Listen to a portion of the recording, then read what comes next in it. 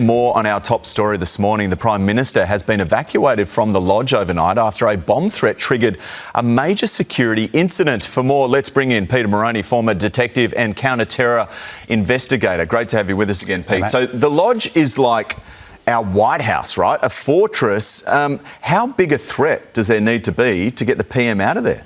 Well, I think if it wouldn't be a base level threat, if I could call it that. Look, I was almost going to say the White House. Look, the lodge and the protection team around the Prime Minister would be quite used to certain style of threats coming in all the time. It'd be a rotating door of issues they'll have to tackle.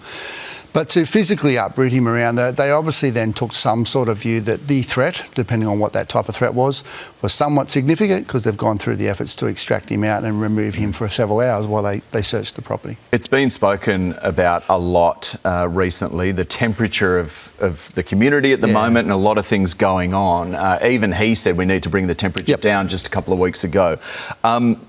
Is that a big part of this? The threat level and the response to that threat needs to be taken even more seriously than maybe previously? Yeah, look, I really think that's a fair assessment, Matt. I think if we look at the whole geopolitical issues that are going on, then let's concentrate on Australia. You've got those ISIS brides, my apologies, potentially coming back.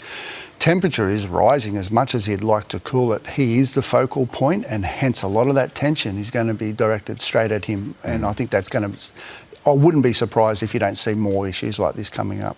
How could it happen physically? How could you get a bomb close enough to the PM at the lodge?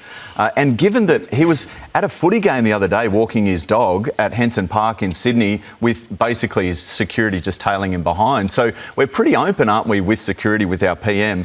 How would you get a bomb into the lodge? Probably without giving away too many... Yeah, you don't want to teach anyone. No, but look...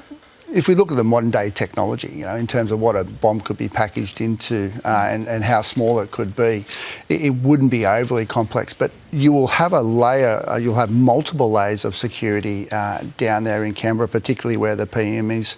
There's always a continually 24/7 assessment that would be undertaken by his close personal protection team and the AFP, so they'd be right across those issues. Can we talk about another case, Chris Bagzarian, the 85-year-old grandfather who, unfortunately, they're now looking for his killers, mistaken kidnapping. We understand that it was mistaken identity. We also know in previous days that the alleged target of that particular incident. How much do the police know? Are we going to get to the bottom of this? Will they find his killers? Look, in terms of their interest in pursuing, I mean, the police have come out, several media statements, very strong and very convinced that they are close behind the killers.